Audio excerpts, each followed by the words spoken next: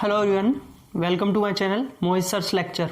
बच्चों, आज मैं आप लोगों के लिए क्लास 10th से जो आपका चैप्टर है 5, चैप्टर नंबर 5 एपी, उसकी एक्सरसाइज 5.3 एनसीईआरटी में क्वेश्चन नंबर 11 दिया हुआ है, वो लेके आया हूँ। देखिए, मैंने क्वेश्चन नंबर 10th तक अपलोड कर दिए हैं पहले ही, आप मेरी प्लेलिस्ट में चेक कर सकते हैं। चलिए तो स्टार्ट करते हैं। इंपॉर्टेंट क्वेश्चन लग रहा है। If the sum of first n terms of an AP is 4n minus n square. बच्चों, आपको sum of first n terms बोला है। सबसे पहले जो गिवन है वो यहाँ पे नोट कर लीजिए। Sn दे रखा है 4n minus n square. Video अच्छी लगी तो प्लीज लाइक जरूर कीजिए और शेयर भी कीजिए।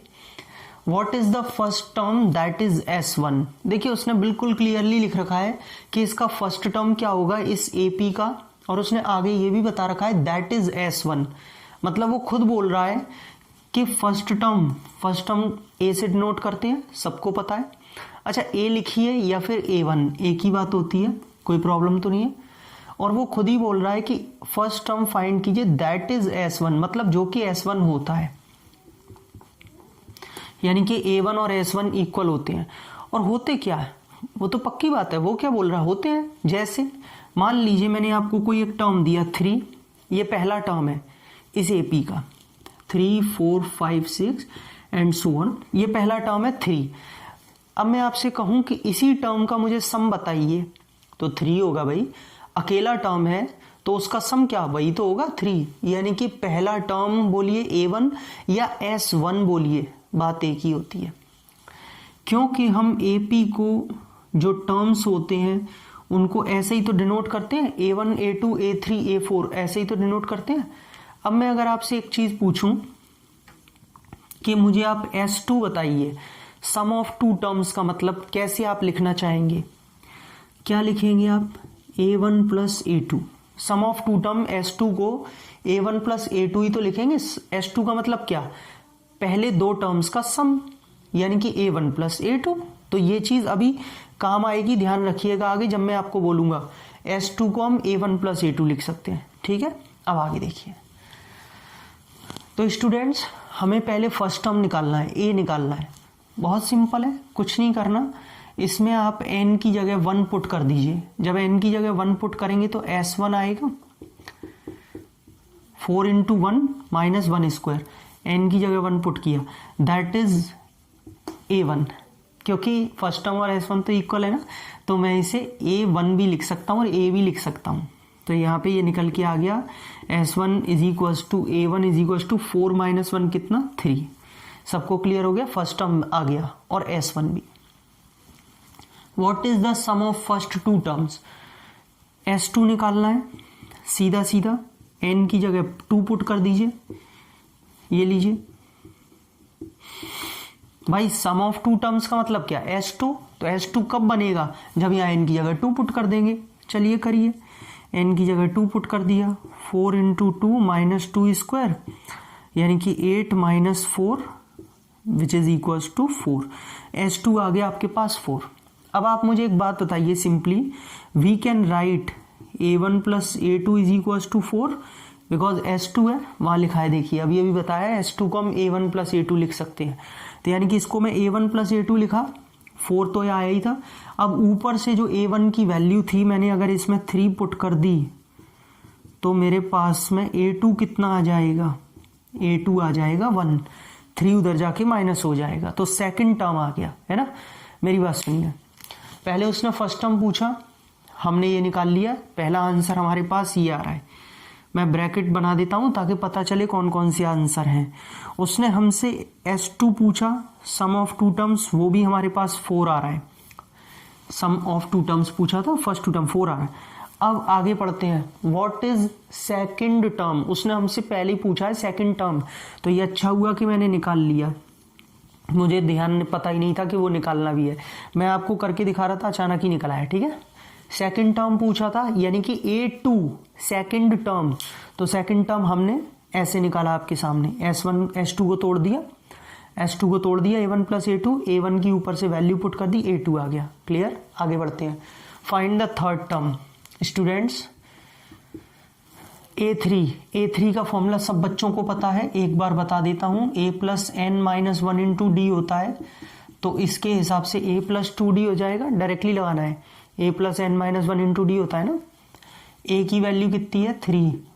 ओ अब आप कहेंगे सर d तो आपने निकाला ही नहीं था, कोई बात नहीं है, कुछ भी रब नहीं करूँगा, चिंता ना करें। मैं एक काम करता हूँ, d की ज़रूरत है, d को हम लोग यहाँ फाइंड कर लेते हैं। d कैसे निकलता है, a2 माइनस a1 करके निकलता है। a2 कितना है 1 माइनस, और a1 कितना है, ये रहा 3। तो स्टूडेंट्स d आ रहा है माइनस का 2। अब तो ठीक है, चलिए d की जगह रख दीजिए माइनस का 2, यानी कि 3 माइनस 4, तो ये हो जाएगा -1। लीजिए थर्ड टर्म आ रहा है -1। टेंथ टर्म मतलब a10, यानी कि a प्लस 9d, a की जगह 3, d की जगह माइनस का 2, सही है, और a की जगह 3, कितना आ जाएगा माइनस का 15, a10। अब क्या पूछा है, nth टर्म्स, यानी कि an, फॉर्मूला क्या, a plus n minus 1 into D, n का तो n रहेगा, ठीक है, a की जगह 3 और d की जगह -2, 3 माइनस 2n प्लस 2, तो फाइनली कितना आ गया 5 माइनस 2n। ये लीजिए स्टूडेंट्स, एक ये आंसर है, एक ये आंसर है, एक ये आंसर है, और यहाँ बाकी तो मैंने आपको जो है यहाँ पे ब्रैकेट बना ही रखे हैं, ठीक है, समझ में आया सभी को। तो ये बहुत इंपॉर्टेंट क्वेश्चन था, कई सारे पार्ट्स भी दिए हुए हैं। आई होप आपको बिल्कुल क्लियर हो गया होगा कि कैसे हमने पहले a निकाला, फिर उसकी हेल्प से हमने a2 निकाला, फिर उससे d निकाला, और बाकी सब में हमने पुट कर दिया। अब देखिए मैं आपको एक चीज़ और बता देता हूँ, अगर आप इसमें, ये क्वेश्चन तो यहाँ पे फिनिश हो गया, लेकिन एक एक्स्ट्रा नॉलेज कि ज़रूरी नहीं है आप हर बार a और d निकालें उसके बाद ही पुट करें या टर्म्स निकालें। इसका एक फॉर्मूला होता है, वैसे मैंने शायद पहले डिस्कस किया हो, कि an is equals to sn minus sn minus 1, ये ठीक है। आप देखिए कहें तो मैं आपको इसी वीडियो में ये चीज़ फॉर्मूला दिखा सकता हूँ करके, चलिए मैं बता ही देता हूँ, ये थोड़ी एक्स्ट्रा नॉलेज हो जाएगी आपके लिए।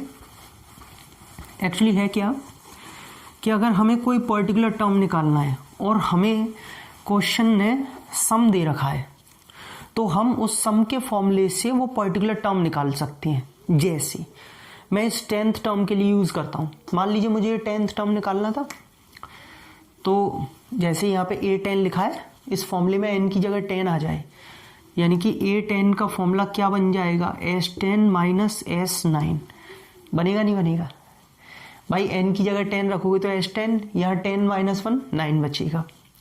अब इसके हिसाब से हमें क्या चाहिए, हमें s10 चाहिए और s9 चाहिए, कैसे मिलेगा, जब sn दे रखा है तो s10 का मतलब है इसमें आप 10 रख दीजिए। चलिए मैं पुट कर रहा हूँ इसमें 10, 4 इंटू 10 माइनस 10 स्क्वायर, और माइनस इधर से s9 निकालना है, यानी कि 4 इंटू 9 माइनस 9 स्क्वायर, 40 माइनस 100,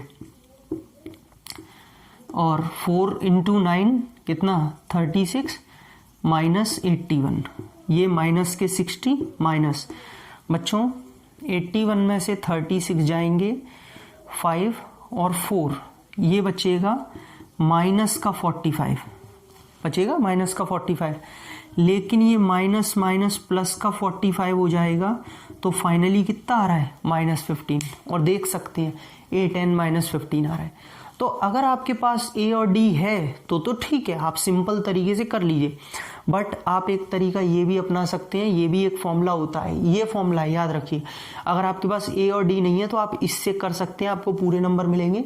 अगर कोई पर्टिकुलर टर्म निकालना है और आपके पास सम दिया है तो उसके लिए फॉर्मूला ये होता है, यहाँ पे जो टर्म निकालना है n की जगह वही रख दीजिए, तो ये आपका ऐसे करके जो है आंसर आ जाएगा। तो ये एक्स्ट्रा था इस क्वेश्चन से हटके कि एक और फॉर्मूला इसको निकालने का होता है।